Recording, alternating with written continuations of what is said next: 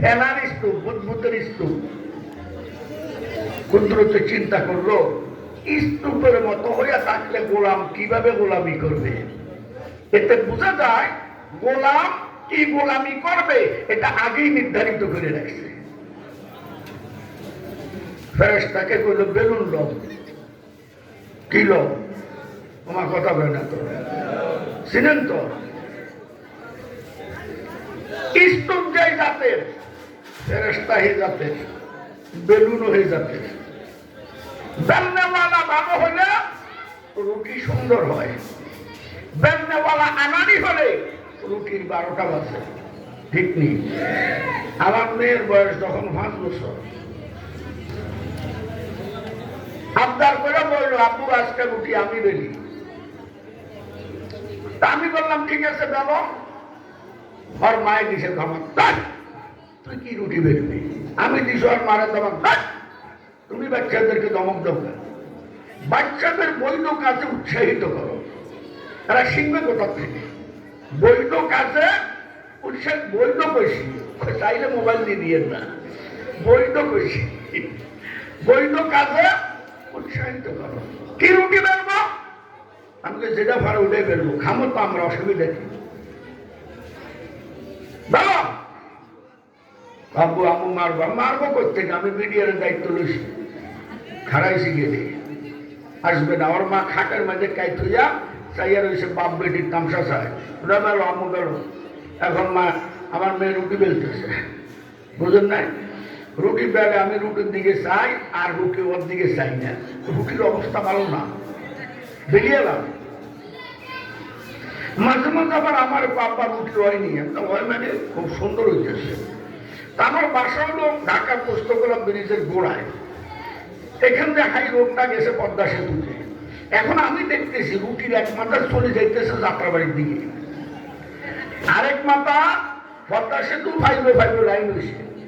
এরপরে জিজ্ঞা রুটি হয়নি, আমি তো খুব সুন্দর হয়। ওর মা কয়টা রুটি, আমি এটাই রুটি। যে প্রতিমান লম্বা করছে, ইচ্ছা করলে তুমি 4টা বানাইতে পারবে। ফেরেশতা কারিগর মজবুত, আল্লাহু আকবার বল। যেমনি স্তূপটার মধ্যে মানে আবার বেলুনের কথা কইছে, আল্লাহ বেলুন নাও, বেলুন গোডাউন আসেনি না, বেলুন বানায় একসাথে না, লাগে না। ইন্নামা আমরুহু ইজা আরাদা শাইআন আন ইয়াকুলা লাহু কুন ফায়াকুন। বেলুন কইতে দেরি, বেলুন হইতে দেরি নেই। আস্তে করে একটা ওই যে বুদবুদ ফেনার স্তূপের উপর একটা করে বেলা দিছে, বেলা দেওয়ার পর স্তূপটা একটা গোল আকার রুটির মতো ধারণ করে পানির মধ্যে ভাসতে শুরু করে দিয়েছে। এই জন্য পৃথিবী গোলাকার, পৃথিবী এই মাত্র রুটি হইল, এটাই পৃথিবী। এখন ঢেউ যেদিক থেকে আসে রুটি, আমি ঘুমাই গেছে, এত সিল্লা নেমে লাড়াতার না হলে যে কত ঠিক এত শীত পরিমাণ আমরা কেমনে ঘুমান, রাত বুঝে বেশি হয়ে গেছে। কালকে ভোলা বয়ান করলাম 3 ঘন্টার উপরে, আপনার যে অবস্থা মনে হয় 1 ঘন্টা উঠে যাবে।